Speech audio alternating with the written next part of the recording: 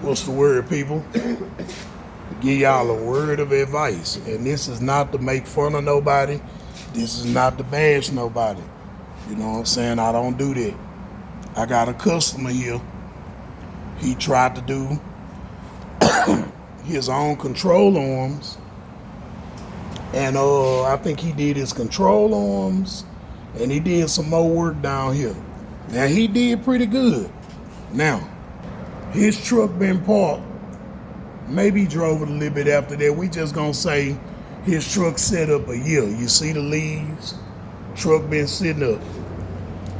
Customer said he did a control arm. And he said he did something else up here. I forgot what it was.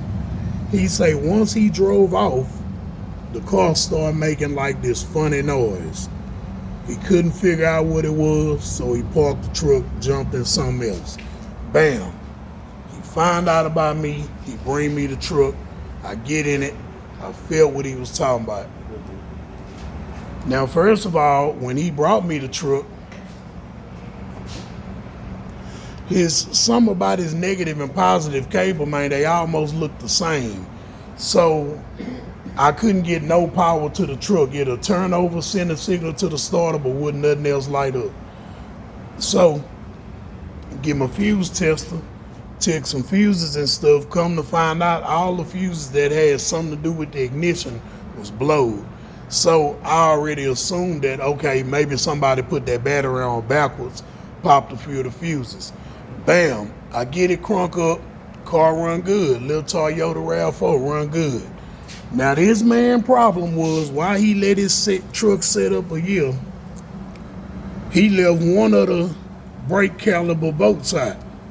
So what it was doing when he would bag up, it'll be one bolted, and then the caliper would flip up, and it wore a groove on the inside of the rim.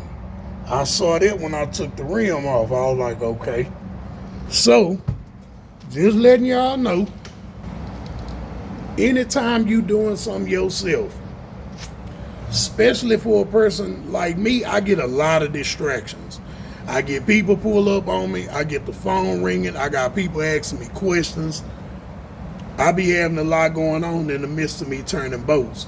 So I find myself double, triple, quadruple checking over my work. So this is just a word of advice, man. When you turning your own bolts, man, make sure you tighten up everything. Now, this man truck set up a whole year for 2 bolts that don't even cost maybe $10. Truck set up a year for $10, man. So, like I say, I'm not saying that to bash nobody, but check over your work. Now, if he would have checked that one bolt, he would have seen that he left it out. Evidently, he left the bolt out. And I'm going to tell you something else, though. It's also a blessing that he left that bolt out. I'm going to tell you why. Because when I checked both of his control arms, he did not have his ball joint nuts tight. Neither did he have the cotter pin in there. One of his ball joint bolts, I actually unscrewed it by hand. So the little driving that he did, it loosened up that ball joint just that fast. So who's to say? Had he not left that bolt out and kept on driving, he could have been on the freeway and one of them ball joints popped out.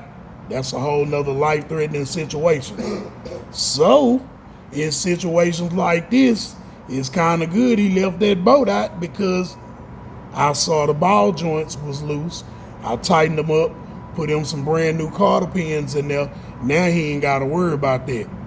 So, not only did his truck sit up behind some $5, $10 bolts, but behind these same $5, $10 bolts could have been way worse. Sometimes a ball joint break when you're going 5, 10 miles per hour. Sometimes it might break if you're doing a lane change at 60, 70 miles. Where heels wouldn't have broke, it just would have popped out from movement. So, y'all be careful when y'all turning them bolts. Double, triple, quadruple, check over your work. Especially if you got a lot of distractions like I do. Somebody call you to do something, you come back, you lost. You don't know what boat you started. You damn near got to check everything over to make sure you got it. You know what I'm saying? Peace out.